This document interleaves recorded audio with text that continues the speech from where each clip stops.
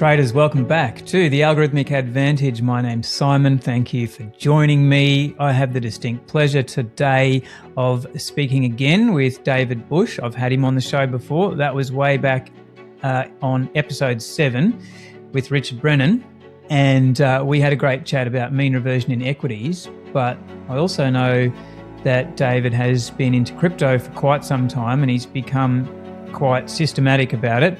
And so it was time to talk systematic crypto, especially because we've been doing a bunch of work together as Dave has produced the Crypto Traders Edge course, which is in the Algo Academy.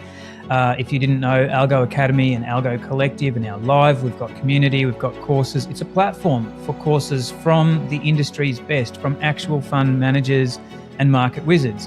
That's the point of what I'm trying to create here. Really happy that the crypto course is our first big ticket course that's available. I've done it, loved it. It's now got me back into crypto and building crypto strategies, and I'm going to deploy them. I want to do that in a fully automated fashion. I've got some other colleagues who are working on tools to fully automate and integrate with crypto brokerages. I like to get it all done technically set up front. I definitely like fully automating things. So excited about that. Looking at data, I can share what I find with data and all of that as well. I've gotten into TradingView a little bit with David and just kind of, I guess, exploring just some of the power of the data that's already available in TradingView. It's a great place to start and test things. And I mean, obviously I use it on a daily basis to monitor the world at a high level, even as a systematic trader. Enough from me. Welcome to the Algorithmic Advantage. We're here to expand the toolkit of the quant trading community and introduce investors to the many advantages of systematic trading. Our goal is to educate and inspire as we embark on a captivating journey into the vast knowledge and experience of leading portfolio managers and other experts in the field. David, welcome back to the show. Thanks for coming back. Really looking forward to talking crypto this time. Yeah, thanks for having me. Pleasure. I liked your intro. Nice. Well, I think we should go back and get a little bit of a bio on you for those who missed it in episode 7, just how you got into trading. And then part 2 of my question, I've got to start keeping my questions simpler.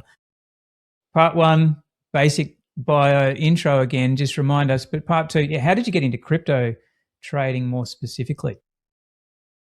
Sure.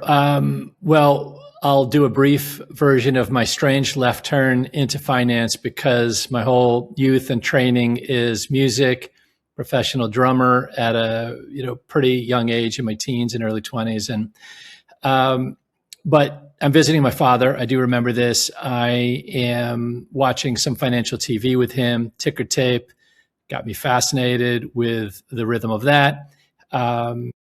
And I remember at some point looking at Investors Business Daily, picked that up, but there was no internet yet, which is really dating me. It was about to happen, but not, the internet that we all know. It was just before then. So anyways, all that to say that I just became fascinated with the patterns. I heard somebody talk about valuation and how it can shift overnight and everything gets repriced. So I knew there was a psychological or behavioral aspect to the market, and all of those ingredients just really got me. And I started studying, reading, and so forth. Long story short, my first trade, if you can call it a trade, was actually a takeover. I actually had a full service broker wake me up.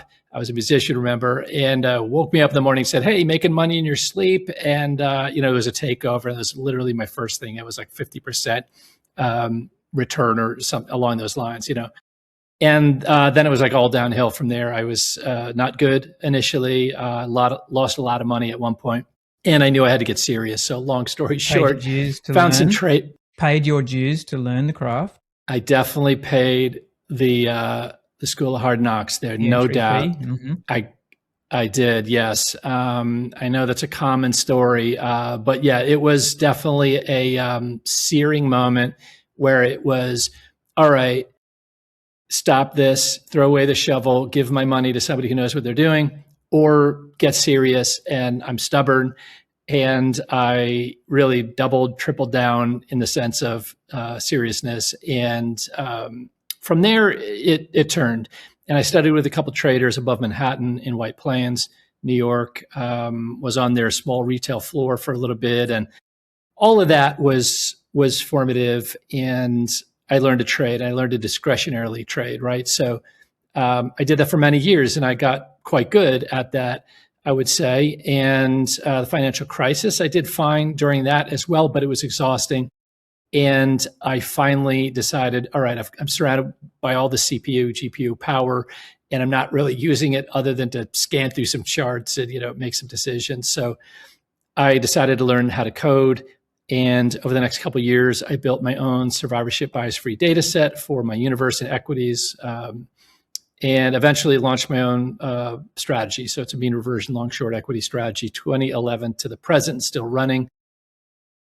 And in terms of crypto, I was on a panel with the first Bitcoin fund manager ever. This was in 2014, but unfortunately, Yeah, right.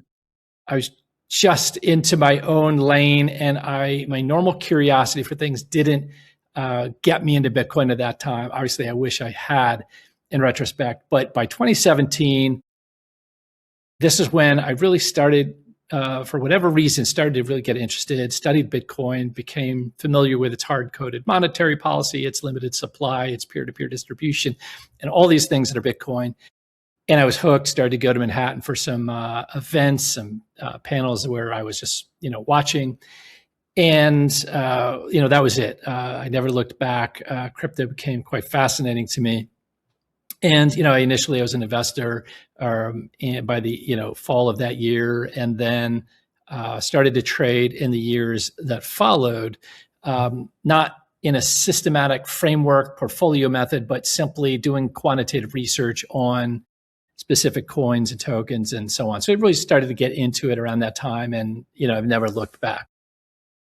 Yeah, I've noticed that about your Substack, that I think you have a little bit of a unique approach, different to me perhaps anyway, in that you have one eye on global macro, on events taking place right now, and then you're always bringing that back to, can I do something systematic with this? Can I quantify this? Can I test this? And so you're kind of always coming up with new ideas, probing, testing things, which is good. I love that. Can you talk to us a bit more about that? Like, what kind of systematic trader are you at the highest philosophical level? Right. Well, I'll tackle the first part that you asked first, which is, in my report, as you mentioned, I do exactly what you said, which is I'm fascinated by what's happening now in all markets, right? Credit and equities and crypto and so forth, and even quantify some econ data from time to time. So that's fun for me. And it has turned out, I didn't start it with this intention, but it's kind of turned out to be my R&D process, at least part of it, where, like you said, I do come up with new ideas, things that I go, oh, look what's happening right now in equities or crypto or the alt market or whatever the case may be. I quantify it, look at historical, statistical analogs, I guess you could say. It ends up then going back to my workshop, if you will, where I can put it in a larger framework, right? I can go from the singular, where maybe I'm looking at S&P breadth or something of that effect, or crypto degree of stretch below a key average or threshold or whatever the case may be. And then I bring it back into the workshop. I test it on a wider universe and so forth. So it is kind of a virtuous cycle in that way. But mostly it was just my passion for quantifying data that drives that report. In terms of like, what kind of trader am I?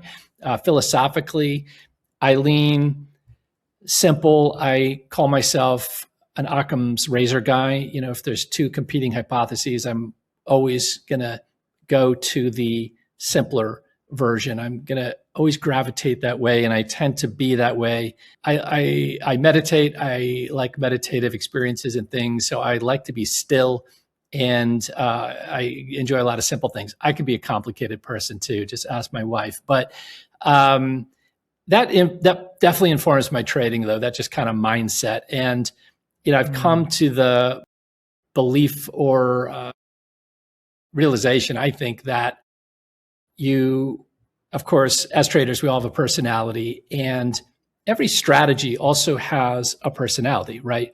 If you look at a lot of strategies, you learn this quickly. If you look at not just your own, I've had a role where I was reviewing, 100 pitch books, for example, so you see a lot of strategies start to do statistical analysis on a lot of strategies. You realize they all have a personality profile. So the key is you have to make sure that you are aligning the two, right? Because if your personality is not aligned with your strategy personality, the market is going to find the gap, and that could be a problem. So, I think it is important as a trader to really know yourself as much as you can. We all grow and evolve over time, hopefully. But in terms of the way I approach markets, it's if I can find logic that generalizes well, right?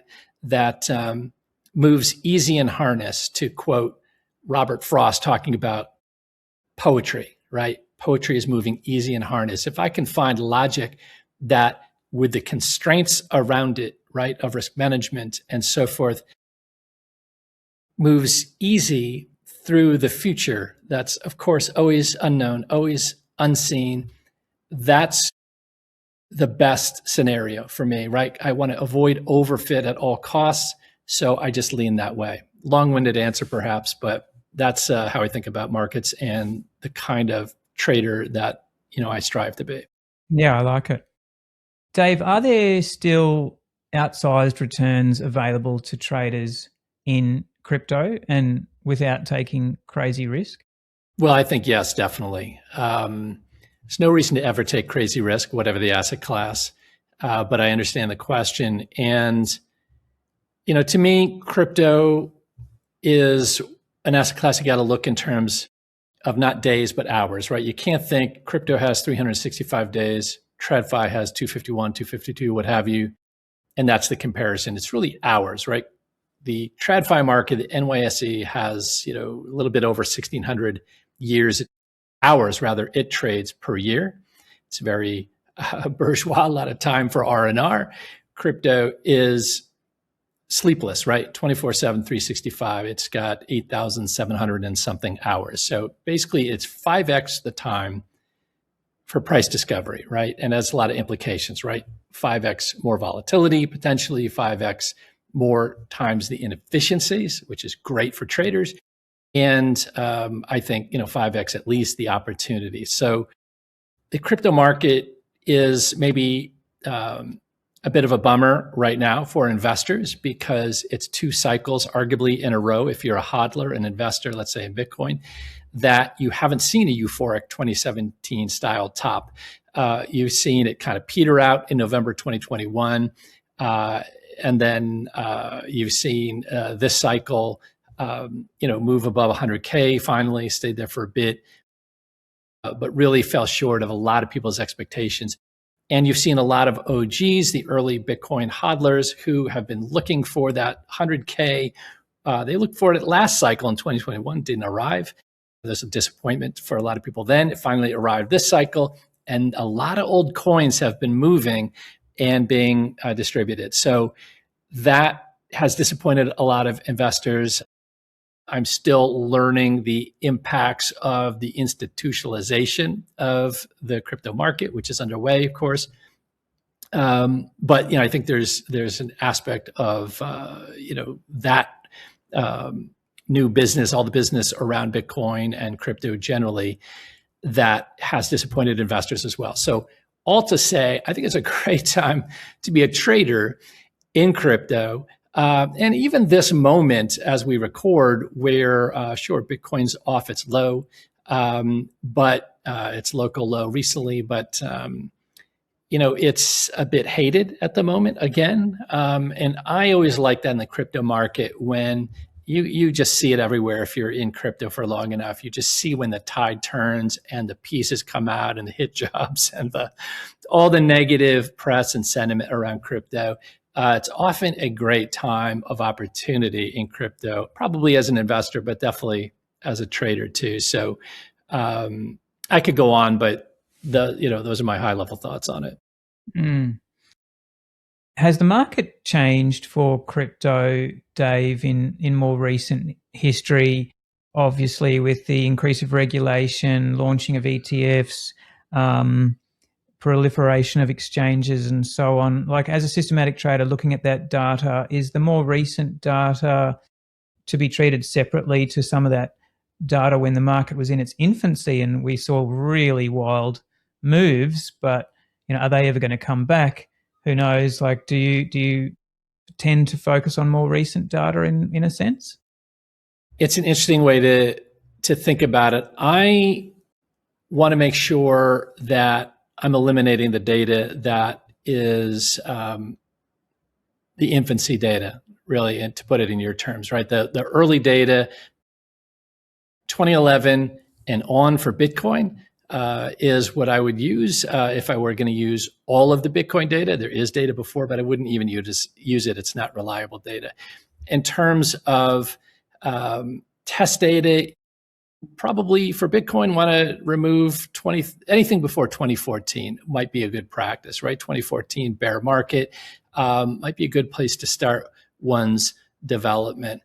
In terms of alts, of course, there are alts that existed prior to 2020. There's ETH, there's Cardano, there are many, but still there are so many coins and tokens that have inception dates, after 2020 or around 2020. So that has huge implications for testing. Obviously, for development, you want to reserve your out of sample data. That leaves a smaller development set for alts, and that has implications for the type of logic you would use on that data. So there are a lot of other aspects. You alluded to the institutionalization and regulation shifting, and that certainly impacts price. But I haven't found personally that it removes alpha or that there suddenly are no more inefficiencies to take advantage of. And that's not been my experience, but it is a good practice to look at the data that just really might not be applicable anymore, which is really some of the early data. Yeah. So that reminds me of another one of those institutional features of, the CME launching the futures, and just the crypto exchanges also launching futures. And I want to ask if the crypto market is still inefficient. But, one way in which I can answer my own question there with a yes is like thinking of the CME futures. And I'm sure this is still the case. I don't believe they even trade certainly not 24/7, or they have some significant periods of being closed. So, when you've got a market trading in two different realms like that already, there's potential dislocations. But is the market still then infant enough to have inefficiencies to make it extra attractive to systematic traders? Well, for me, the answer is a definite yes. Just look at the cohort of traders who tend to be usually, young traders, not super well capitalized, probably fair to say, and who are of a gunslinger mindset, looking for, fast buck in a market that never sleeps.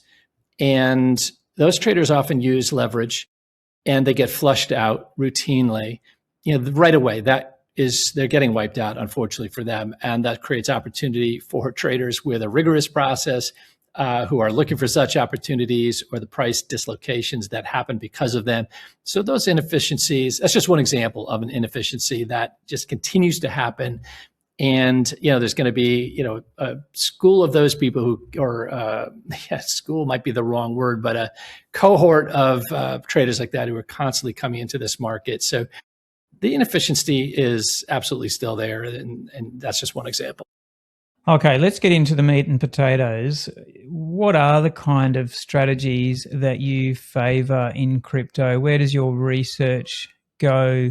What kind of models do you like to build over what kind of time frames? Bitcoin, alts. Give me a flavor for your portfolio, if you like. Sure. I think it's two components. It's very simple, kind of classic technical logic, whether it's RSI thresholds or volume spikes. I have an ADX pop or thrust strategy. all pretty simple conditions, but simple yet sophisticated. There's often a filter component. And there are a lot of data sources in crypto that are unique to crypto. For instance, the fear and greed index. A lot of people have heard of that. That is kind of like crypto's VIX, although has more dimensions because it has sentiment baked into the fear and greed index. So that is a very useful filter one could use or input into a model. Others might include liquidity. That's something that I've looked at with alts, looking at like essentially the Fed balance sheet and how that relates to, like rising liquidity and the effect on crypto, particularly alts, which are extra sensitive to that. That is an area of, alpha to explore. I've done some of that. And, I could go on with that, but there are some unique sources as well that are helpful, to crypto strategies, in my opinion. So predominantly long trend following momentum stuff. Have you brought some mean reversion in there as well? To a degree, yeah. The focus for me so far has been momentum trend following, absolutely.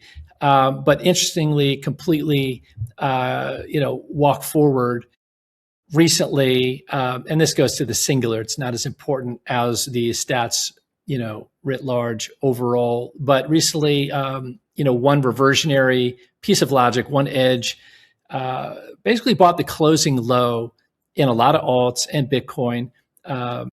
Not across all coins and tokens, but a lot of the universe that I've been testing on the alt side, for example, bought the low, recently within the last, whatever it is, 3-4 weeks. So there is certainly reversion is something I'll continue to add to my arsenal as I develop, but primarily the focus has been on the momentum side. How many distinct strategies do you think it's worth trading across Bitcoin and alts to have a nicely diversified portfolio? And, how correlated do all coins become in a risk-off event? Wow. Well, the latter is highly correlated. That is certainly my experience. And, I find that also largely in the TradFi market, but crypto, again, just magnifies that, tendency to go towards one in terms of correlation, among normally at least only partially correlated assets. That's definitely an aspect. And to me, regime filtering and having regime switches and that kind of thinking as you're developing in crypto is extra important because it's an extreme asset class. It's very hot and cold, and we already talked about the 5x vol and things like that. The other part of your question was, I think, how many? Yeah, just how many strategy types do you like to run, or how many variants across how many different coins, say, just to start to have a more non-correlated approach across a portfolio? Yeah, it's a great question. I don't know if there's a definitive number, but in my case, I have several systems, that work on Bitcoin alone. I have several that are strictly for an altcoin universe, which is basically a selection out of the top 100. It's not based on market cap, but it is towards the top of the market cap. Probably on the Bitcoin side, 7, newly 8, and among alts, around the same number. So that's going to expand though for me. And, there are other data sources that I'm looking to capitalize on as well. On-chain data, for example, is just a huge area of exploration because it gives you this look into, for example, just Bitcoin. So you can see the disparity between basically the aggregate cost basis of Bitcoin hodlers. And you can even segment them into different groups of, shorter term holders and longer term holders. But you can see that where their cost basis is. And then you can compare that to where the price is. Can you get this kind of on-chain data historically and put it into a back test? Is that difficult? More difficult than right now than I wish it were. I think it'll become easier, but there are plenty of sources to get this data. The most common, commonly used platform for crypto is TradingView, right? I do development in TradingView. I love the platform. It has incredible strengths. It doesn't do the portfolio development method, so it lacks that, at least at the moment. But it does have immense data sources, and it has some on-chain data in there as well, which is incredibly convenient. It needs to have more. In fact, it did have more, and one provider was taken over and went away, right? So a lot of great data got just kind of removed through this acquisition is, what I've taken from that transaction. But at any rate, yes, there are sources, right? There's Glassnode, there's Coinmetrics, there are CoinGecko has an API, although I don't know if they have on-chain. At any rate, there are plenty of sources out there, and TradingView has some for free. I'd like to push TradingView to get more of that on-chain data in that platform, since it's just so widely used and easy to use. Okay, let's jump into the specifics of crypto trading then for a minute. We'll stay on this track, and I'll come back to the portfolio question a little more perhaps, but sure. Let's just talk building strategies specifically for crypto. It's not just another stock or commodity. There are specific data that you've touched on already. There's the fact that it's a newer market with, say, less history to pump into a backtesting engine. What's your mindset coming into building systematic strategies in this market, given that shorter history and less out of sample data to test on? Again, it's really just keeping it simple, because otherwise the risk of overfit is there. So being very intentional about defining that development test period, being very intentional about the out of sample reserve data set. So in other words, thinking about defining that very well. In one case, I was using the out of sample period starting right in 2022, right? So you're immediately dealing with a bear market, so it has, more rings of fire that have to be jumped through and surpassed, if you will, in the out of sample data. So that intentionality to just, development and the reserve data, I think, is important. My mindset is also the same as it always is when I'm working with equities, which is that, sunken time is much better than sunken money. In other words, if I'm going to fail in the validation process, which happens, right? You spend all this time nurturing an idea, testing it, developing it, and then you go out of sample and you run it through robustness tests and so forth, and it just doesn't pass them, or it doesn't pass them with enough vigor. It's not robust enough. That's sunken time, obviously. And that's something that, for new quants out there or aspiring quants, it's just part of the process, right? That is something to embrace. That's part of the quant mindset.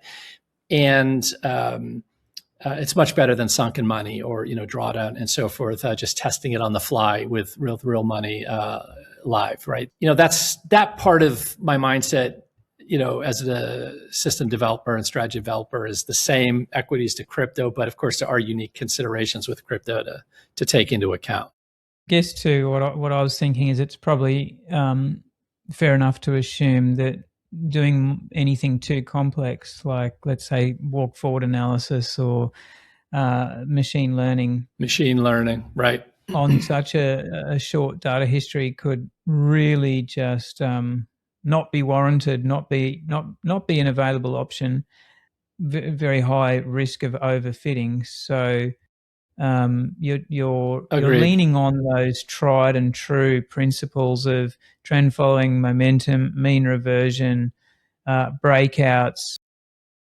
Keltner channel breakouts, new highs, Bollinger Bands, like these kind of principles, and then also being able to add some of these crypto-specific data sources, or are there other, crypto-specific regime switches or data that's available that someone who's come from a stock environment might not even know about?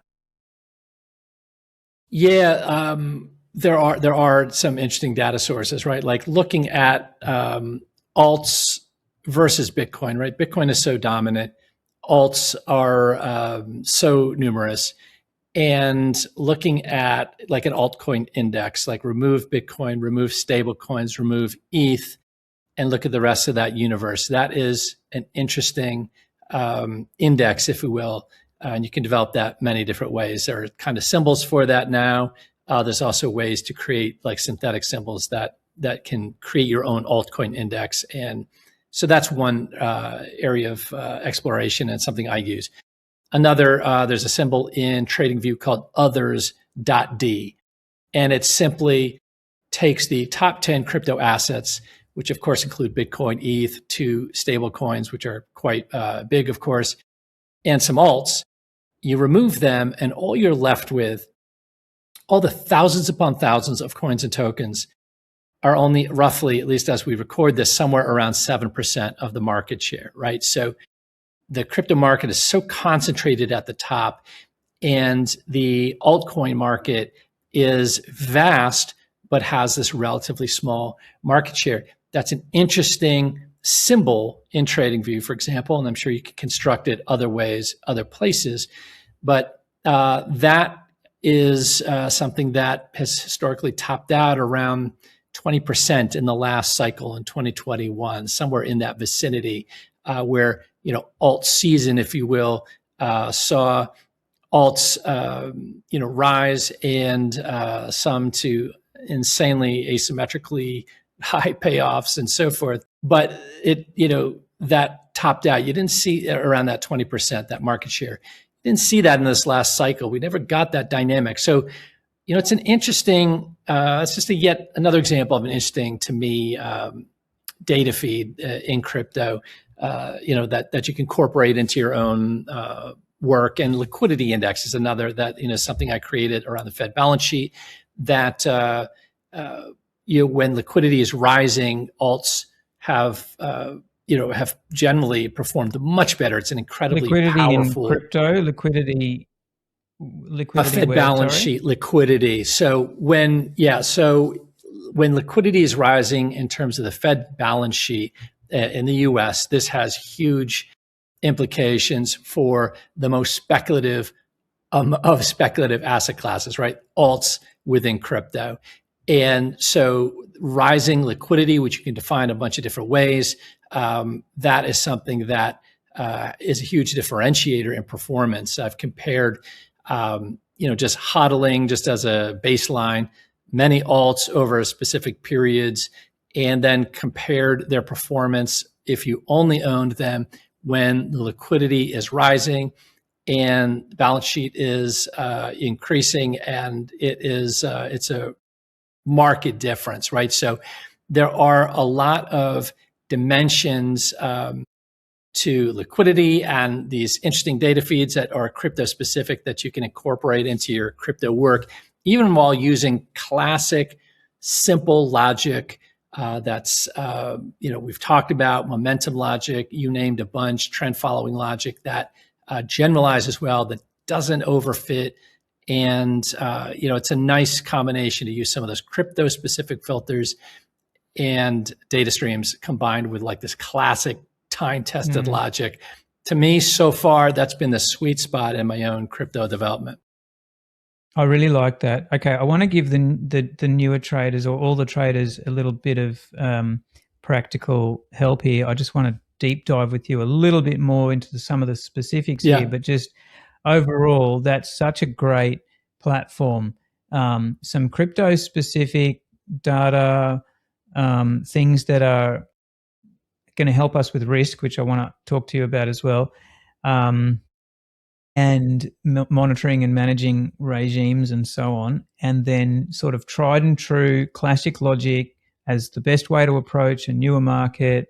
So help us out, like just remind me some of the basic principles or indicators that constitute these components of these classic edges. Can you give us a couple of examples of things that you've favored looking at? Yeah, in terms of setups and conditions driving. Say in the trend following space, like what kind of things would constitute the core components of a trend following edge, or how, you know, whether it's certain kinds of trailing stops or the kinds of things that would trigger your entries into markets. Sure. Got it. Yeah, absolutely. So yeah, certainly end day, breakouts, right? Just very simple price breakouts. There's a lot of ways to add a simple sophistication to that.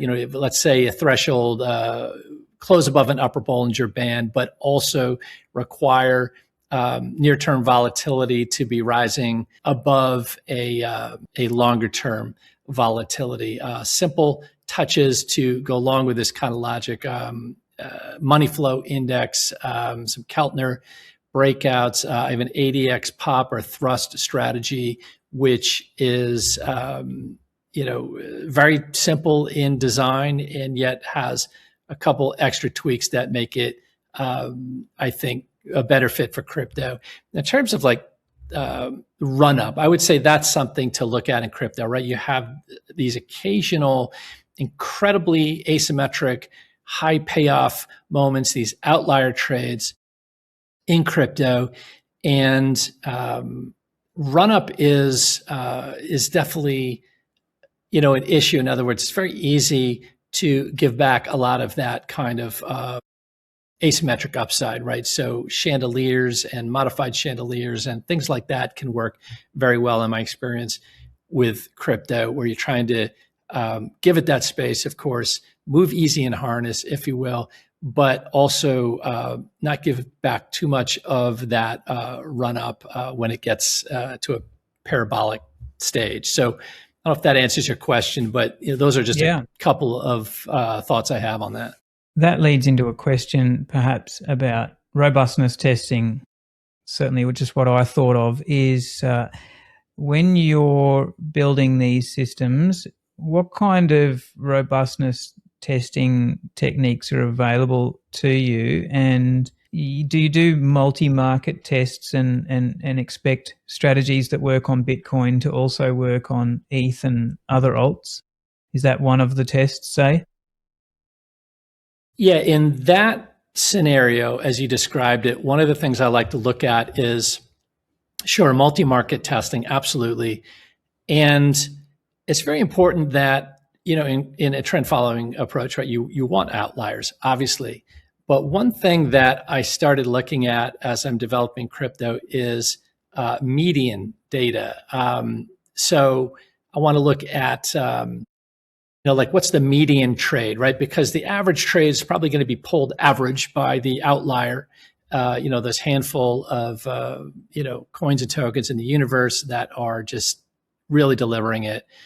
And, so the average trade, of course, you can expect to be positive in the development period, but what does the median trade look like? Because I've done some development where the median trade and these edges did not work out, where the median trade is barely, it's negligible, right?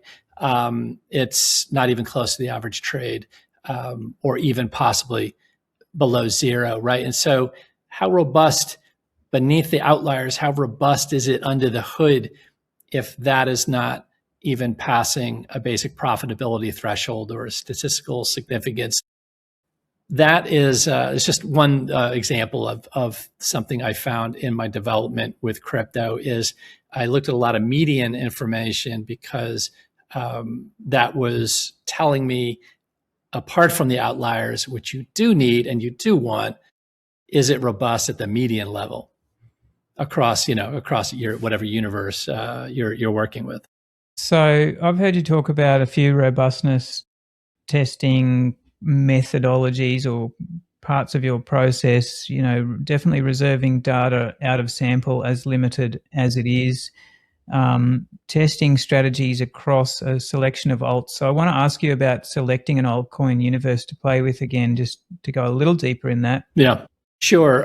So as I'm developing, I'll tackle that part first. So in terms of the universe of alts, the way I defined it was quite simple, which was for development purposes, for research purposes, I want a data, right? So I wanted alts with data from 2020 or before, but definitely from 2020 on.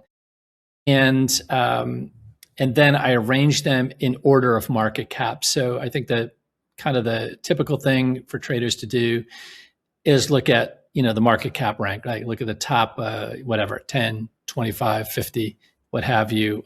I did it just slightly different, where I'm looking at the data requirement first, and then I'm putting it in order of their market cap rank, right? So my universe of 30 ultimately alts ended up being, of course, there are some top alts, ETH is in there, but so a top 10 alt naturally, but then extending all the way down to 120, somewhere in that ballpark, right? So these are not necessarily, philosophically, the way I look at it, these are not necessarily coins super in vogue. They are not the top of the pyramid, and possibly therefore underperformers, even though sure, they still are, towards the top of the whole crypto universe of thousands of coins and tokens. But, if they're 110, 120, whatever, they're not necessarily in favor. And to me, that's a plus as I was developing, right? Because I'm not really selecting just the top of the market at any given moment. So that was really it for the alt, defining that alt universe for testing. I think you asked about robustness testing, certainly statistical significance. I did a lot of profit factor measurement. In TradingView, I was developing not really in a portfolio framework, which TradingView can't do, but I was testing across a list of alts, and therefore I want to look at the per coin stats. I want to look at how they perform across the entire list, but I don't want to test path-dependent measures. I wanted path-independent measures. So I looked at a lot of, profit factor percent and, the median profit factor percent and some other, a bunch of other metrics through a Python process, as well as TradingView's own metrics. I don't know if that answers the question, but a lot of different ways to go about robustness testing. Something I've been talking about lately, is doing those all trades tests, testing results at that really basic trade level, stripped away of a lot of the filters and fluff, to really see whether you've got some alpha in there. And path dependence is a big one. You just run a back test, you get one path through history, but what have you filtered out and filtered in? You really want to make sure you've looked at everything and all the states and all the possible paths. And so you're saying you would look at that top universe of say 20, 30 coins and basically analyze an edge idea across all of them and see if it generalizes well across all of them. Correct. Yeah. Simply stated, that's exactly it.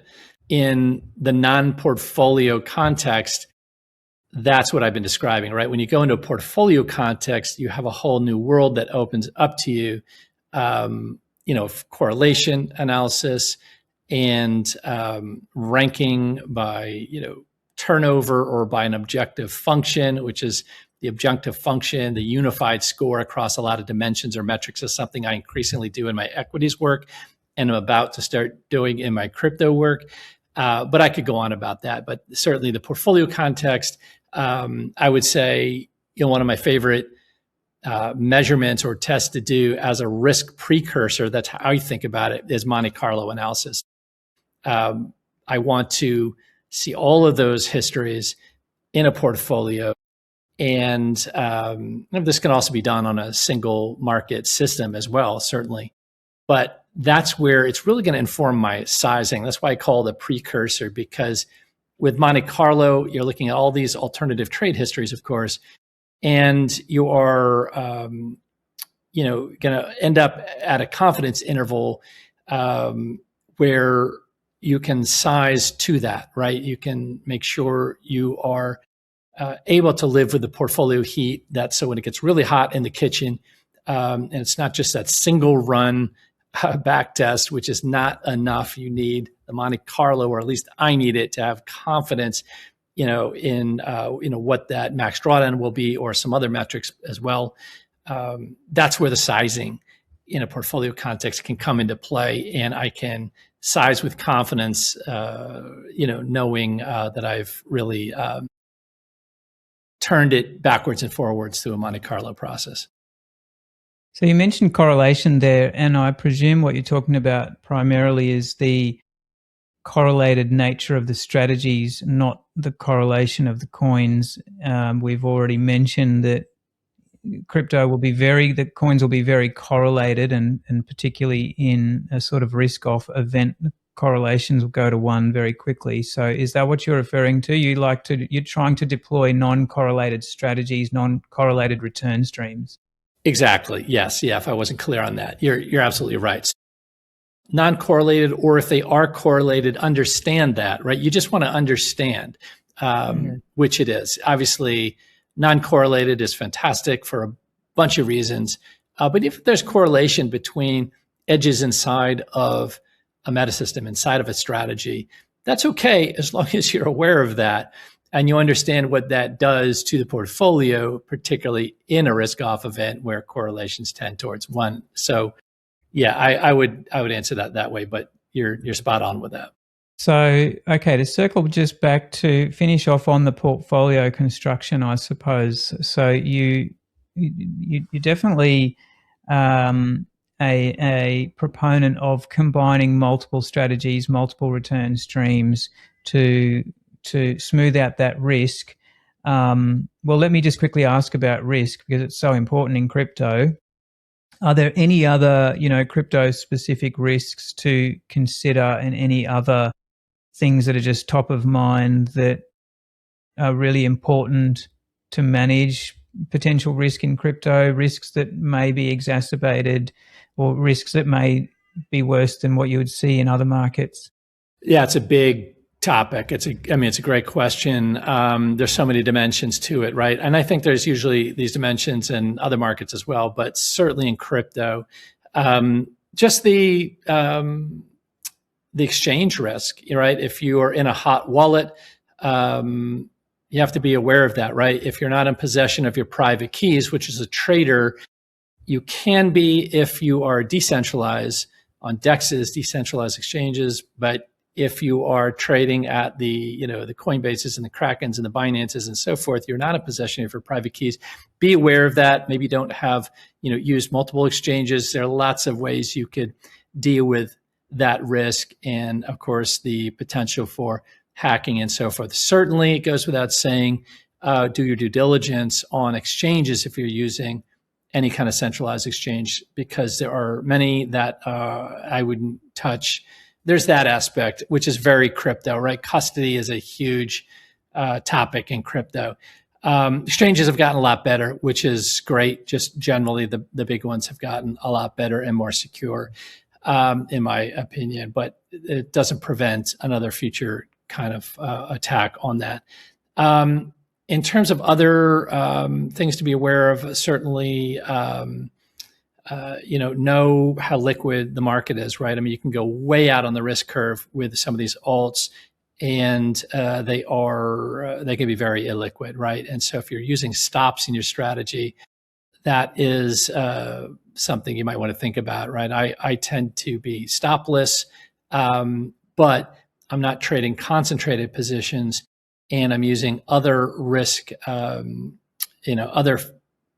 risk elements, right, that are part of my risk management. And so that, that's another thing to be aware of, is just the illiquidity with stops and so forth. So I could go on. There are a lot of dimensions. I think I've mentioned my story in the past of just about not being concentrated in any one coin too. I mean, I was my foray into crypto was discretionary, on the side, having some punts kind of trading, and I was all in on and making a fortune on Luna that subsequently went pretty much to zero overnight one day, and myself and my trading buddies all very big hit. But that's why I do not do discretionary trading. And so it sounds like diversification, well, obviously, diversification is just critical, so you can really limit the position sizing in any one coin, but then you're also trading strong coins, strong market cap coins on exchanges you've done your due diligence on, if not diversifying over your exchanges. And on top of all of that, you've got some regimes that potentially use even non-traditional data or crypto-specific data to give you extra insight or extra edge there. And net now your risks are really coming right back down while you're still getting an oversized return, which is what makes crypto still quite attractive to a systematic trader. Have I summed it up, Dave, there? Yeah, I think that's great. And not to make this point extra long, but in a portfolio context, something that I do in my equities work and am starting to do in the crypto work is kind of like a bottom-up process and a top-down process. Bottom-up simply would be per coin, per token, or per stock in equities, looking at the technical state, healthy, distressed, whatever.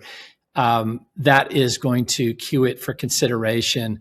But there are also these top-down processes and filters where, in my equities work, certain element of volatility, acceleration, VIX acceleration to be specific, can shut off new long exposure. That's a top-down process. I have a few of those kind of top-down elements, and that's something that can absolutely work in the crypto space as well, right? There's per coin, per token logic that's driving entries and so forth, to keep it simple, or to put it simply. And there's also top-down processes that can really speak to regime and be a form of risk management. So, just another thing I would add to the general topic of, risk in crypto.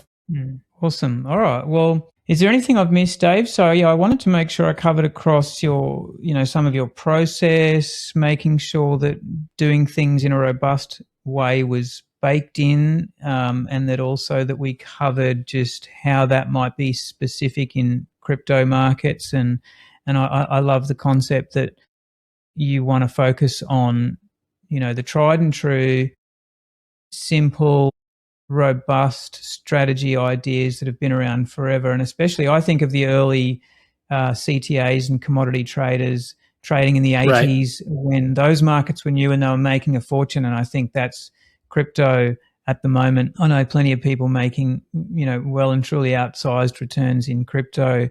So I finally want to get into it. But I did want to do it in a very risk-averse fashion, very diversified, small position sizes, multiple strategies.